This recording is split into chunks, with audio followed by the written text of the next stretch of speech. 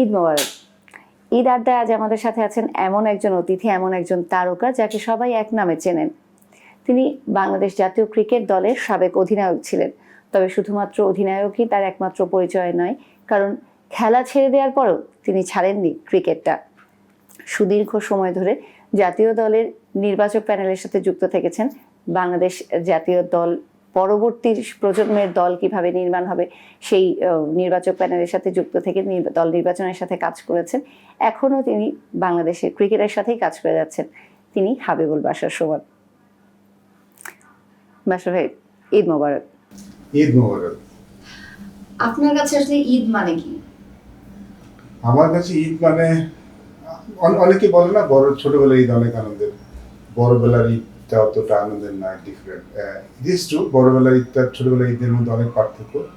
কিন্তু আমার কাছে ঈদের দিনটা ছোটবেলায় যেমন একটা ফিলিংস হতো না, ঈদ আসছে ঈদ আসছে, খুব একটা কমেনি। আমার কাছে এখন ঈদ মানে সেই আগের মতোই আনন্দের, আগের মতোই প্রস্তুতি নেওয়া। এখন পরিস্থিতিটা ভিন্ন হয়েছে, আগে নিজের জন্য হতো, এখন পরিবারের জন্য বেশি হয়। বাট ঈদের দিনটা আমার জন্য অনেক বড় একটা বিষয়। ঈদটা আমার জন্য অনেক বড় বিষয়। সবসময় চেষ্টা করি ঈদের দিনটা বাড়িতে করার জন্য, বাড়িতে যাওয়ার জন্য, বন্ধু বান্ধব নিয়ে সবাইকে নিয়ে ঈদটা মানে ঈদটা যেন করতে পারি সেই চেষ্টা থাকে সবসময়।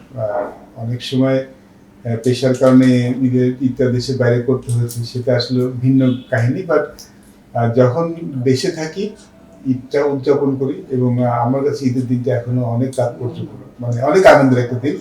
যে দিনটা আসলে সবাইকে মিলে সবার সাথে একসাথে করে পালন করতে পারি, এরকম একটা চেষ্টা থাকে সবসময়। কতটা সময় নিয়ে বাড়িতে যান বা কি কি প্ল্যান থাকে সেই পরিকল্পনা? ইউজুয়ালি আমরা জয়েন্ট ফ্যামিলি মিনস আমি ঢাকায় থাকি, আর বাকি ভাইরা দেশের বাড়িতে কুষ্টিয়াতে থাকে, একই বাসায় থাকেন আর কি। তো যেটা হয় যে আমরা তো অনেক বড় পরিবার, 6 ভাই 2 বোনের পরিবার। শুধু ছোট বোনটা সেজ ভাইটা দেশের বাইরে থাকে, আর বাকি 4 ভাই কুষ্টিয়াতে আমাদের বাড়িতে থাকে আর কি। তাদের ভাই, তাদের বাচ্চারা, মানে আমার বাচ্চারা, সব মিলে একটা অনেক বড়, মানে একটা বড় পরিবার একটা আমাদের। তো যেটা হয় যে যখন মানে বাসায় যাওয়ার একটা চাপ তো সবসময় থাকে, মানে বাসায় যেমন নিজের থেকেও চাপ থাকে, অথবা ভাই বোনদের একটা চাপ থাকে তুই কবে আসবি। সো ইউজুয়ালি চেষ্টা করি যে ঈদের 3-4 দিন আগে চলে যাওয়ার জন্য, যেন ওই সময়টা, আপনি জানেন যে এই সময়তে বাড়িতে যাওয়ার একটা ভিড় থাকে, সেটা আসলে আমাদের ছোটবেলায় একরকম ছিল, এখন যদি অনেক সহজ হয়েছে। বাট তারপরে ওই বাড়িতে যাওয়ার একটা এক্সাইটমেন্ট কাজ করে, বা চেষ্টা করি যে অ্যাটলিস্ট 3-4 দিন আগে চলে যেতে। আমাদের পরিকল্পনা আসলে ঈদের আগে থেকে শুরু হয়ে যায়। আমার মনে আছে যদিও আমার আব্বা মা চলে গেছে না এখন, মানে 20-21 সালে দুজন চলে গেছে। তো আমার মনে হয় ছোটবেলায় আমার সবসময় একটা কথা বলতো, আমি যখনই বাড়িতে পা রাখতাম মা বলতো আমাদের ঈদ আজকে থেকে শুরু হয়ে গেল।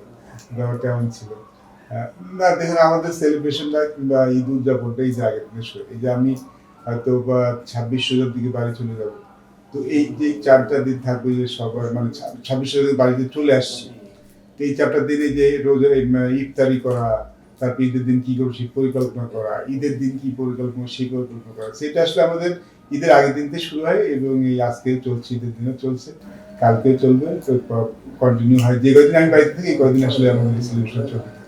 একদম কুষ্টিয়াতে ছিলেন, তখন আসলে ঈদগুলো কেমন ছিল, কি করতেন? ইউজুয়ালি ঈদ মফস্বল টাউনের ঈদটা কিন্তু অন্যরকম হয়। যারা মফস্বল টাউনে ঈদ করে তারা এটা বুঝতে পারবেন, ঢাকার লোক হয়তো বুঝতে পারবেন না। আমি ঢাকাতে ঈদ করেছি, সেটা ভিন্ন রকম ঈদ হয়। বা মফস্বল টাউনে হয় কি, মানে এই সময় ঢাকার বাইরে থেকে, মানে যে বাইরে সবাই চলে আসে, এবং যেহেতু ছোট শহর, সবার সাথে সবার কানেক্টিভিটি খুব বেশি, আত্মীয় স্বজনও বেশি, বন্ধু বান্ধব বেশি। তো যেটা হয় আর কি, ছোটবেলায় যেটা হতো যে ড্রেসের একটা ব্যাপার তো ছিল, বা তার থেকে একটা ব্যাপার ছিল যে ঈদের দিনটা একটা স্বাধীনতা ছিল। ঈদের দিন কেউ কিছু বলতো না, মানে বাসার ছোট তো একটা শাসনের মধ্যে বড় হয়েছিলাম। বাট ঈদের দিনটা ছিল সে একদম পুরা, মানে বাসা থেকে কিছু বলতো না আর কি। ওই দিন বন্ধুদের সাথে ইচ্ছা মতো ঘুরে বেড়ানো, এর বাড়িতে যাওয়া, দাওয়াত খাওয়া, ছোটবেলায় ঈদটা আসলে এরকম ছিল। আপনি কি ঢাকায় কখনো ঈদ করেছেন? ঢাকায় ঈদ করেছি, কোভিডের কারণে তো একবার করতে যেতে পারিনি। বাট হ্যাঁ, ঢাকার ঈদটা আসলে ওই বাসার সামনে যে নামাজ পড়া, তারপরে সারাদিন বাসায় বসে থাকা, আর রাতের বেলা হয়তো পরিবার নিয়ে একটু ঘুরতে বেরোনো। ঢাকার ইতি আসলে এরকম। ঢাকায় কলিগদের সাথে আপনার ক্রিকেটারদের সাথে কখনো মিট করা হয় না ঈদের দিন? না, খুব বেশি না। আমার খুব একটা আত্মীয়-স্বজন ঢাকাতে আছে তেমনও না। আমাদের সবাই কুষ্টিয়াতেই। ২-১ জন আছে, আমার একটা ভাই থাকে এখানে। তার বাসায় একটু যাওয়া হয়। আর কলিগরা আসলে ঈদের দিনটা দেখেছি সবাই ঢাকাতে একটু মানে বিশ্রাম করতে ভালোবাসে। দলের সাথে মিলে ঈদ দেশের বাইরে ঈদ করেছেন কয়বার? ৪-৫ বার মনে করা হয়েছে। তো দেশের বাড়ি ঈদটা আসলে সম্পূর্ণ অন্যরকম। ওইটা আসলে একটু ভিন্ন মেজাজ। তখন আমরা যে কজন ক্রিকেটার তারা মিলেই আসলে ঈদটা করি। তাই ঈদ আসলে অবভিয়াসলি মানে বাড়ির পাশে একটু ফোন করে কথা বলা, তারপরে সবাই মিলে আসলে ওই ঈদের দিনটা একসাথে কোথাও মানে একসাথে টাইম স্পেন্ড করে আর কি। মানে ওই ঈদের দিনটা আসলে পুরোপুরি টিম ঈদ হয় আর কি। মাঝে যদি ঈদ পড়ে তখন হচ্ছে দলের পরিবারের সবাইকে নিয়ে যাওয়ার অনুমতি থাকে না? পরিবার অনেক কয়েকজন নিয়ে গেছে, এখন তো নিয়ে যায়। আমরা যখন শুরু দেখলাম তখন তো আসলে এটা ছিল না। আর যেসব দেশে ছিল নিউজিল্যান্ড, নামিবিয়া, এসব দেশে পরিবার নিয়ে যাওয়াটা অনেক কষ্ট। বাট তখন আসলে পরিবার অ্যালাউ ছিল না, টু বি অনেস্ট। এখন না যেমন পরিবারকে অ্যালাউ করা হয়, আমাদের শুরুর দিকে পরিবারের আসলে অত অ্যালাউ ছিল না, তো আমাদের আসলে একা ঈদ করতে হয়েছে। এখন তো নাম্বার অফ জার্নালিস্টও অনেক বেশি হয়, একটা কমিউনিটি ইয়ে করে। আপনি যেখানে যান এখন যদি কমিউনিটি বড় হয়ে যায়, এটা আপনার মনের মধ্যে। আপনি আসলে কিভাবে ঈদের দিনটা আপনি আসলে সেলিব্রেট করতে চাচ্ছেন কিনা, আমার মনের মধ্যে ঈদের আনন্দটা আছে কিনা, এটা সবচেয়ে বড় ব্যাপার। আমি শুরুতে যখন বললাম যে নিউজিল্যান্ড, ওই দুটো দিন, ওই দুটো ঈদ বেশি মনে আছে, বিকজ ওই দিনটা খুব কোয়াইট গেছে ওই দুটো ঈদ আর কি। বাট এখন যেমন লন্ডনে যখন ঈদ করলাম, ঈদের নামাজ পড়তে এলাম, 3টা জামাত হলো, সো মেনি পিপল, এবং তখন অনেক বাঙালি, অনেক মানুষ, অনেকে দাওয়াত করছে, অনেকে করছে। তো খুব একটা যে মিস করেছি, মানে মিস মানে ওই সেলিব্রেশনটা কিন্তু ওখানে হচ্ছে। তো এখন যখন আমরা যাই বাইরে খেলতে, আমার প্রথমবার নিউজিল্যান্ড টুরে তো হয়তো সাংবাদিক ছিল দুজন, নামিবিয়া থেকে ছিল না। বাট এখন যখন যাই তখন তো মানে একটা কমিউনিটি থাকি। পুরো ব্যাপারটাই হচ্ছে নিজের উপর, আমি সেলিব্রেট করতে চাই কিনা। আপনার মনের মধ্যে ঈদটা আছে কিনা। আপনার বয়স খুব বেশি বাড়েনি বলতে হবে। মনের বয়স বাড়েনি বলতে পারেন, বয়স তো বেড়েছে, বাট মনের বয়সটা আসলে এখনো ওই ঈদের দিন সকালে উঠে মানে নামাজ পড়তে যাওয়া, ওঠা, নতুন পাঞ্জাবিটা পরা। ঈদের তো নতুন কিছু একটা পড়তে হয়। আমার বাসায় একটা নিয়ম আছে, আমার বউয়ের নিয়ম করা, যে এই পাঞ্জাবি থেকে স্যান্ডেল নিতে শুরু করে সবকিছু আপনার নতুন হতে হবে। তো শি বাইজ এভরিথিং ফর এভরিওয়ান। তো তারপরে যাওয়া, সকালে নামাজ পড়তে যাওয়া, আসা, একসাথে সকালে ব্রেকফাস্ট একসাথে করা। সো এবং এই এক্সাইটমেন্ট যেটা, সেটা আসলে আমার কমেনি। সেটা আমি এখন খুব ভীষণ এনজয় করি ঈদের দিনটা। ঈদের শপিং করেন না? ঈদের শপিং করি। আমাদের শপিং লম্বা দিন ধরে হয়। লম্বা দিন ধরে হয় যে আমার বউ, মিসেস আর কি, আমার বউ আর কি, অলমোস্ট রমজান মাসটা পুরোটাই আসলে ও অ্যাকচুয়ালি মার্কেটে যে আমাকে যেতে হয়, আমরা আসলে নামাজটা পড়েই মানে ইউজুয়ালি ইফতার করে সন্ধ্যার পরে কিংবা না সেটা আমাদের পরে বের হই, কারণ আমরা বড় ফ্যামিলি। তো তো শি বাইস ফর এভরিওয়ান, সবার জন্য জিনিস কিনতে হয়। তো আমি সব দিন যে থাকতে পারি তা না, বাট আমি চেষ্টা করি ওই সময় দিতে। শপিংটা আসলে মূলত ওই করে থাকে। শপিং এ গিয়ে কোনো মজার অভিজ্ঞতা হতো না যে সবাই চিনলো, ছবি তুলতে চাইলো? না, ফরচুনেটলি এটা এখনো হয়। আমি খেলা ছেড়েছি অনেকদিন, 2011 সালে, মানে ইন্টারন্যাশনাল গেম ছেড়েছি 2009 সালে। তারপর পুরোপুরি ক্রিকেট থেকে সরে গেছি 2010 সালে। বাট স্টিল আমি এখন যখন যেখানে যাই, স্টিল এখন আমার লাইনে দাঁড়াতে হবে না, এই প্রিভিলেজটা পাই তোমাদের ছেলে একটু সুন্দর হয়ে যাওয়া আর কি। তো তোর সাথে যখনই যাই একটু আমাকে ভালো ড্রেস পরে যেতে হয়। এখন কি অটোগ্রাফ দিতে হয় নাকি শুধু সেলফি? এখন তো ফটোগ্রাফ হয়ে গেছে। ফটোগ্রাফটা কমে গেছে, অটোগ্রাফটা খুব কম, এখন বেশ মোস্টলি সেলফি বেশি হয়। আপনি তো অটোগ্রাফ দিতে টায়ার্ড হন না, এটা আমি বাস্তব অভিজ্ঞতা আমার আছে, আমি দেখেছি। মানে একটা অর্জন মনে হয় যে কেউ আমাকে বা আমার কাছে এসছে অটোগ্রাফ নিতে, সেটা কাইন্ড অফ আমার জন্য একটা পাওয়ার টাইপের, যে মানুষ আমাকে রিকগনাইজ করছে। যেটা মানে অনেকে বলে ক্রিকেট ক্লাব কিন্তু অনেক কিছু পেতে চায়, তো আমার কাছে মনে হয় এটা আমার একটা পাওয়া, যে আমি ক্রিকেট খেলেছি, কিছু একটা করেছি বলে মানুষ আমাকে চিনছে। তো এটা, এবং কেউ যখন আসে, কোনো ভক্ত কিংবা কেউ যখন কোনো আবদার নিয়ে আসে, তখন আমার যে ক্রিকেটার কিংবা যে হিউম্যান বিং হিসেবে মনে হয় যে কারো মনে কষ্ট দেয় ঠিক না। এটা আমি আসলে সবসময় ফিল করি যে হয়তো কি একটা আমার হয়তো আমার কিন্তু এমনও হয়েছে যে আমি সবসময় মানসিকভাবে আপনি ভালো থাকবেন না, মেন্টালি হয়তো আপনি একটু আপসেট আছেন, একটু ডিস্ট্রেস আছেন, অথবা আপনি একটু স্বাস্থ্যের মধ্যে যাচ্ছেন, তখন আসলে কিন্তু সবসময় ভালো লাগে। কিন্তু আমি কখনোই আসলে করি নাই যে কেউ আসলে কাউকে ফিরিয়ে দিচ্ছি কিন্তু মিসবিহেভ করে কেউ। আমার মনে হয় যে এটা আসলে ওনার প্রাপ্য না, আর আসলে আমি আজ হিউম্যান বিং আমার এটা আসলে করা উচিত না, কারো মনে কষ্ট দেয় এটা। যখন আপনি ক্রিকেটার ছিলেন জি, সেই সময়টাই হচ্ছে টিমের বন্ডিং গুলো নিয়ে যদি কথা বলি, তখনকার টিম বন্ডিং কেমন ছিল আর এখন কেমন লাগে? সিলেক্টে এসে যখন থেকেছি তখন তো আসলে টিম, আমরা তো ড্রেসিং রুমে যাই না, সো বন্ডিংটা অনেকটা দেখা যায় ড্রেসিং রুমে, আর একটা বন্ডিং দেখা যায় মাঠের বাইরে। আমাদেরটা একটু ডিফারেন্ট ছিল ডেফিনেটলি, আমাদের বন্ডিংটা কিন্তু এখনো আছে। আমি কিন্তু এখনো ওই জাভেদ ওমর 2 দিন ফোন না করলেও কিন্তু মানে হয় যে কেন 2 দিন কেন ফোন করছে না। সানোয়ার হোসেনের সাথে সারাক্ষণ ওর বাসায় মানে একসাথে 2 দিন মানে চা কফি খেতে যাওয়া কিংবা কোথাও আড্ডা মারা। আমাদের যে বন্ডিংটা ছিল সেটা সম্পূর্ণ অন্যরকম ছিল। হ্যাঁ, উই আর আপসেট, আমরা তখন তো আসলে দেশের বাইরে ঈদ করার অভিজ্ঞতাটার কারণে, বাট দিন শেষে we are so much of A family, আমরা সবাই একসাথে এত ফ্যামিলি হতে ছিলাম। ওই কিছুদিন পর ভুলে গিয়ে সবাই পিছে লাগা, সবাই মিলে কোনো একটা আড্ডা মারা, কোথাও খেতে যাওয়া, ওই গল্প গুজব করা। আমাদের মধ্যে বন্ডিংটা অনেক বেশি ছিল, not only on the field, of the field মানে আমাদের বন্ডিংটা বেশি ছিল। এখনকার ছেলেদের মধ্যে অফ দ্য ফিল্ড বন্ডিংটা তো আমাদের মতো নেই, বিকজ এখন সবাই অনেক ব্যস্ত, অনেক কিছু নিয়ে অনেক ব্যস্ত থাকে, বাট আমাদের সময় যে বন্ডিংটা সেটা তখন অনেক বেশি ছিল, এবং সেই বন্ডিংটা কিন্তু এখনো আছে সবাই। আপনার যে প্রথম টেস্ট সেঞ্চুরিটা, সেটা কিন্তু খুব মজার গল্প ছিল। ভাবির ঢাকা থেকে চিটাগাংয়ে যাওয়া, ওই গল্পটা আমি একটু শুনি। এর আগে একটা গল্প হচ্ছে যে আমরা যখন ওই সিরিজের আগে আমরা একবার এসে যাচ্ছিলাম, মানে আমাদের প্র্যাকটিস ম্যাচ ছিল চিটাগাং, যেহেতু চিটাগাং খেলার প্র্যাকটিস করছিল, তখন সে এক্সপেক্টিং, তো তখন একবার একটা অ্যাক্সিডেন্ট হতে গিয়েছিল, বেঁচে গিয়েছিলাম। আমরা তো বাসে ট্রাভেল করতাম, তখন আসলে জীবনটা অন্যরকম ছিল। আর প্রথম মানে একটা জিনিস যে আমার বউ তখন কাছ থেকে আমার কাম থাকে আর কি, মানে আমি তো অনেক মাঠের বাইরে অনেক, আমি তো একটু ইমোশনাল, তো মাঠের বাইরে যখন যখন খেলার আমি খুব স্ট্রেসটা থাকি, তখন আমি সারাক্ষণ খেলা নিয়ে অনেক চিন্তা করি। তো যখন হোটেলে থাকি সারাক্ষণ খেলা নিয়ে চিন্তা, আর আমি 50 হচ্ছে, সেঞ্চুরি করতে পারছে, সবাই হচ্ছে একটা, তো ও থাকলে আমার অনেক আমাকে কাম রাখতে পারে আর কি, অনেক ঠান্ডা রাখতে পারে, কিংবা আমার চিন্তা ভাবনা একটু সরিয়ে দিতে পারে। ওর যাওয়াটা হোটেলে থাকাটা অনেক সাহায্য করেছে আমাকে, ঠান্ডা মাথায় চিন্তা করতে, কিংবা বেশি টেনশন না করতে। 50 হতে দেখে ওনার ফিল হয়েছে যে এটা সেঞ্চুরি হবে, উনি ফ্লাইট ধরে ডিরেক্ট স্টেডিয়ামে, এমএজিদ স্টেডিয়ামে পৌঁছানো, এটা কি আসলেই সত্যি ছিল যে উনি 50 দেখে বুঝতে পেরেছেন যে আজকে সেঞ্চুরিটা হবে? আসলে এটা ঠিক নয়, কারণ আমি তখন 50 করে আউট হয়ে যেতাম। হ্যাঁ, সেটাই। ওই দিন হয়তো মিলে গেছে আর কি, ওর যাওয়ার কথা ছিল, মিলে গেছে। ওই দিন ফ্লাই করার কথা ছিল, তো একটা তো সম্পূর্ণ তার আগে মিস করছি, কয়েকটা তার আগেও কয়েকটা 50 করেছে, সেঞ্চুরি করতে পারে, তো ওই দিন ওর যাওয়ার কথা ছিল, আর হয়তো ওর মনের মধ্যে ছিল হয়তো আজকে কিছু একটা হতে পারে, এই জন্য হয়তো ওই দিনটাই হয়তো পিক করেছিল।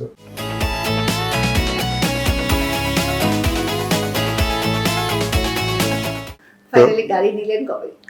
গাড়ি নিয়েছি অনেক পরে, 2006 থেকে, 2005-6 থেকে। 2005-এরই কথা ছিল, পরের বছর গাড়ি নিতে পারলেন। প্রথমবার বাংলাদেশ যখন টেস্ট জিতলো জিম্বাবুয়ের এগেইনস্টেই, তো সেই টেস্টটা এটা আসলো, ওই ফিলটা কেমন ছিল? 2000 সালে যখন তুই স্টেজ স্টার্স পাই, তার আগে তো আমরা ইন্টারন্যাশনাল ক্রিকেট খেলতাম, বা রেগুলারলি খেলতাম, আমাদের তো এশিয়া কাপ 2 বছর পর পর, তো 2000 সালে টেস্ট স্টার্স পাওয়ার পরে কিন্তু আমরা রেগুলার খেলা শুরু করি। সো খেলা শুরু করার পর থেকে যেটা হচ্ছে 2004 পর্যন্ত আমরা কোনো ম্যাচ জিতি। সো হারতে কিন্তু আমাদের একটা টেস্ট ম্যাচ আমরা খুব কাছাকাছি গিয়েছিলাম, এই স্টোরিটা সবাই জানে, মুলতান টেস্ট ম্যাচটা, সেটা হয়ে যাওয়া উচিত ছিল, হয়নি সামহাও। তো এবং আমরা ম্যাচ জিততে পারছিলাম না। আমরা তারপর 2004 সালে যে ব্রেক করলাম, যখন আমি ফার্স্ট ক্যাপ্টেন হলাম, আমরা হারারেতে একটা ম্যাচ জিতলাম, ODI match, first ODI match জিতলাম। তখন জিম্বাবুয়ে টিমটা অনেক স্ট্রং, কারণ হিট স্ট্রিট সবাই খেলে। তো তারপরে তখন আমরা টেস্ট ম্যাচ আমরা যখনই টেস্ট ম্যাচ খেলতাম, ওই জিনিসটা খুব কষ্ট পেতাম মনে, যে যখন স্কোর দেখাতো না, স্ট্যাট দেখাতো না, বাংলাদেশ এতগুলি হেরেছে, জেতার খাতায় 0, এটা আমাদের সবার জন্য খুব আপসেটিং ছিল।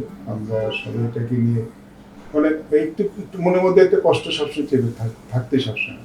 আর আমরা জেতার পরে একটা সবার মধ্যে কষ্টটা গেল একটা প্রথম কথা, আর তারপরে সবসময় বললো এখন কিন্তু ওই জিরোটা দেখতে হবে, বাংলাদেশ একটা হেরেছে, সরি যাত্রা মানে হেরেছে, জেতার খাতাটা 0, ওইখানে অ্যাটলিস্ট একটা এক বসবে আর কি। 8 জুন 2005 2005 অস্ট্রেলিয়ার সাথে আজকে। সেই জেতা।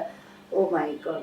তো মানে তারপরেও যে ওই পরের ম্যাচটাও তো ইংল্যান্ডের সাথে বাংলাদেশ জিততেই পারতো, খুব কাছাকাছি গিয়ে এটা হলো না বাংলাদেশে।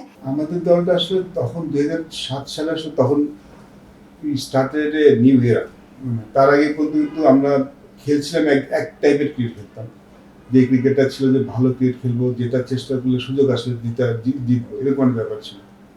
But we are not really confident, মানে আমরা জিততে পারবো অতটা কনফিডেন্ট আমাদের ছিল না, প্র্যাকটিক্যালি বলতে পারি। জিতে তারপরে কিন্তু আমরা বড় বড় খেলা জিতেছি, বাট আমরা তো কনফিডেন্ট ছিলাম না যে আমরা আজকে ম্যাচে জিতবো। তখন একটা ব্যাপার ছিল যে দলটা তখন কিছু নতুন প্লেয়ার আসলো, সাকিব আসলো, সাকিব, তামিম, মুশফিক তখন দলে ঢুকলো আর কি, 3টা নতুন প্লেয়ার ঢুকলো, এবং এই 3জন প্লেয়ারই আসলে স্পেশাল প্লেয়ার ছিল। তার আগে ভালো প্লেয়ার ছিল, মোহাম্মদ রফিকের মতো প্লেয়ার ছিল, মাশরাফি তখনও খেলছে আগে থেকে, মোহাম্মদ আশরাফুল ছিল, সো প্লেয়ার ছিল, বাট ওরা আসে যে বোধের ব্যালেন্সটা ভালো হয়ে গেছে। এবং ওই সময় আমার মনে হয় যে ওই টিম 2007 টিমটা ফ্যান্টাস্টিক, মানে ওই টিমটায় ইউথ এবং সিনিয়র এক্সপিরিয়েন্স দুইটাই ছিল, এবং দুইটার কম্বিনেশন ভালো ছিল। শুধু কম্বিনেশন ভালো ছিল না, ভালো প্লেয়ার ছিল দলটা। I think we are a very good side. First bowling Syed Rasel was a fantastic bowler, Shahadat Hossain ছিল, মাশরাফি ছিল, আব্দুল রাজ্জাক, সাকিব আল হাসান, মোহাম্মদ রফিক। আমাদের বোলিং সাইডটা খুব ভালো ছিল, ব্যাটিংটাও তখন অনেক মানে স্টেবল হয়েছে। সাকিব আল মানে তামিম মাসে আমরা শুরুতে যে ক্রিকেটটা খেলতে চাই, পাওয়ার প্লের অ্যাডভান্টেজটা নিয়ে একটা, সেটা নেওয়া শুরু করেছি। ওই দলটা অনেক ভালো ছিল। বাট তারপরে পরবর্তী পর্যায়ে যে দলটা এসেছে 2011 মানে মানে 8-এর পর থেকে 9-এর পর থেকে দিস ব্যাচ, এই ব্যাচটা আসলে অন্যরকম, আরো ভালো প্লেয়ার এসছে। আমার মনে হয় যে আমাদের দলটা অনেক এক্সপিরিয়েন্স এবং ইউথের একটা ভালো কম্বিনেশন ছিল, এদের টিম হিসেবে খুব ভালো। আপনি সিলেকশন প্যানেলে যোগ হওয়ার পর একটা সার্টেন টাইম পরে এসে বাংলাদেশের স্পিন অ্যাটাক ওয়ার্ল্ডের বেস্ট স্পিন অ্যাটাক বলা শুরু হলো। তার মানে এই স্পিনারদের আসলে খুঁজে আনার ক্ষেত্রে আপনারা নির্বাচকদের, পুরো নির্বাচক প্যানেল যদি আমি বলি, বা হচ্ছে পাইপলাইনে যারা কাজ করেছেন, আপনাদের ভূমিকাটা আসলে কেমন ছিল? যেটা হয় না, তখন মোহাম্মদ রফিক, আব্দুল রাজ্জাক, সাকিব আল হাসান চলে এসেছে, 3জন একদম জেনুইন স্পিনার, সাথে ব্যাটিংটা পারেন, তো টিমটা স্ট্রং। তখন আমরা স্পিনাররা আমাদের স্পিনার ভালো করা শুরু করি। আমাদের যেটা ছিল যে যেহেতু প্লেয়ার ছিল, তো রাইট প্লেটার বের করে আনাটা খুব দরকার ছিল। তখন বেশ কিছু স্পিনার কিন্তু খেলেছে, আমার মনে হচ্ছে যে তখন লেফট হ্যান্ড স্পিনাররা খুব ভালো করছে। বাংলাদেশে যখন অন্য টিমগুলো আসলে একদম মনে হচ্ছে কেউ না একটা মার্ক বাউচার অথবা কেউ না একটা ইন্টারভিউ দিয়েছে যে বাংলাদেশে খেলতে গেলে তারা আসলে লেফট হ্যান্ড স্পিনার 1 মাস প্র্যাকটিস করবে, তারা জানেন যে এখানে খুব ভালো লেফট হ্যান্ড স্পিনার আছে, তাদেরকে ফেস করতে হবে, অনেক ওভার খেলতে হবে, সাকসেস পেতে হলে তাদের মানে ব্যাটিং প্ল্যানটা করে আসতে হবে। তো তখন আমরা রিয়েলাইজ করলাম সবাই এই জিনিসটা ধরে ফেলছে, আমাদের কিন্তু বিভিন্ন ফেজ গেছে, আমরা একটা সময় স্পিনার ভালো করছে, তো তখন আমরা চিন্তা করলাম তাহলে আমাদের একটু পরিবর্তন আনা দরকার, আমাদের অফ স্পিনিংটা খুঁজে দরকার। লেগ স্পিনার আমাদের খুব বেশি ছিল না, কারণ চিন্তা করছিল যে লেগ স্পিনার যেহেতু দলে খেলতো না, এটা কিন্তু সবাই একটা ট্র্যাডিশন ফলো করে, যে মাশরাফিকে দেখে একসময় অনেকে ফাস্ট বোলিং করতে চেয়েছে, রফিক, সাকিব আল হাসানকে দেখে সবাই লেফট হ্যান্ড স্পিনার করতে চেয়েছে। আমাদের কখনোই ওরকম লেগ স্পিনার ছিল না যাকে দেখে আসলে কেউ নতুন যারা লেগ স্পিন করতে চান। সো আমাদের লেগ স্পিনারের শর্টেজটা সবসময় ছিল। তো এই একটা বৈচিত্র্য আনার জন্য এই ভাবনা থেকে আমরা সোহাগ গাজীকে ইন্ট্রোডিউস করলাম। তো আমাদের যেটা হচ্ছে, আমরা প্রচুর খেলা দেখতাম, শুধু ন্যাশনাল টিমের খেলা না, ন্যাশনাল টিমের বাইরে যে খেলাগুলি ছিল, ফার্স্ট ক্লাস, প্রিমিয়ার লিগ কিংবা অন্য খেলা, আমরা উইজ টু ট্রাভেল অ্যারাউন্ড। ওইখান থেকে আমার মনে হচ্ছে সোহাগ গাজীকে আমি বরিশালে খেলতে গেলাম, আকরাম ভাই বলেছিলেন ছেলেটাকে দেখতে, তো আমি আসলে ওরকম অ্যাসাইনমেন্ট নেই পাঠানো ছাড়া, আমরা তখন ওয়েস্ট ইন্ডিজের সাথে খেলা একটা অপশনে করছি, তো ওইখানে একটা খেলা সরকারকে দেখলাম, তারা বললো যে না আমরা নিতে পারি, হিজ রেডি। তো এসে টেস্ট ম্যাচ খেললো, ভালো করলো, মানে তো আমাদের কাজের পরিধিটা আসলে এরকম ছিল। তারপরে শেষের দিকে এসে যখন স্পিনাররা আমাদের, তখন হতো আমরা ঘরের মাটিতে ভালো করতাম, ঘরের বাইরে ভালো করতাম, কারণ ঘরের বাইরে তো স্পিনার অত হেল্প পেতেন না। তখন একটা কথা বলা শুরু হলো যে বাংলাদেশে স্পিনিং নির্ভর দল, ওরা বাইরে ঘরের মাটিতে ভালো, বাইরের মাটিতে ভালো না, এরকম কিন্তু একটা স্লোগান সবাই যা বলতে আর কি। দেন এই রিয়েলাইজ যে আমাদের আসলে ফাস্ট বোলিংটার দিকে নজর দেওয়া হবে, বাইরে দিতে চাই আমাদের ফাস্ট বোলিংটা ইমপ্রুভ করতে হবে। কিন্তু আনফর্চুনেটলি তখন যেটা হচ্ছে সব দলই আমরা যখন ঘোড়া ক্রিকেট দেখতাম তখন দেখতাম সবাই 3 জন স্পিনার হয়তো একজন সিম বোলার নিচ্ছে, মানে এই একাদশে কোনো দল সিম বোলার নিচ্ছে না, শুধু স্পিনাররাই খেলছে, ম্যাক্সিমাম টু, মানে বাট মোস্টলি একজন সিম বোলার এরকম খেলতে সব দল। তো এবং ঘরোয়া ক্রিকেটে উইকেটগুলি তেমন ছিল। সো আমার মনে হয় যে ব্যাক ইন 18, 17, 16, 17 দিকে উই স্টার্টেড রিয়েলাইজ আমাদের আসলে প্রথমে ঘরোয়া ক্রিকেটের উইকেট চেঞ্জ করতাম। সো আমরা তখন বোর্ডের সাথে কথা বলে আমরা বলা শুরু করলাম যে আমাদের ঘরোয়া ক্রিকেটের উইকেটগুলি চেঞ্জ করার বাইরে, যেহেতু প্রিমিয়ার লিগ না, আমি তখন ফার্স্ট ক্লাস টুর্নামেন্ট। তো তখন আমরা ওই যে নর্মালি তো ঘাস থাকতো না, তখন আমরা কম্পালসারি করে দেওয়া শুরু করলাম গ্রাউন্ডস কমিটির সাথে কথা বলে, গ্রাউন্ডসম্যানের সাথে কথা বলে যে অ্যাটলিস্ট 4 মিলিমিটার গ্রাস অথবা 6 মিলিমিটার গ্রাস রাখতে হবে, but not less than 4 milli. So it should be 6 milli আর ইফ নট 4 মিলি। সো তখন ঘাস রাখা শুরু করলাম। তখন টিমগুলো এনকারেজ হওয়া শুরু করলো যে না, যেহেতু ঘাসের উইকেট, তখন ওই 3টা স্পিনার দিয়ে 3টা সিম বোলার চলে আসলো। এখন দেখবেন কিন্তু অনেক সিম বোলার বাংলাদেশ দলে, এবং পাইপলাইনে অনেক সিম বোলার। আমাদের সময় কিন্তু এমন হচ্ছে টেস্ট ম্যাচ খেলানো বলার খুঁজে পাওয়া যাচ্ছে না। একটা 2014-15 দিকে মনে আছে যে একজন ফাস্ট বলার খেলছে, সেটাও মানে 2জন ফাস্ট বলার খেলা টেস্ট ম্যাচ নাই, এরকম অবস্থা ছিল আমাদের।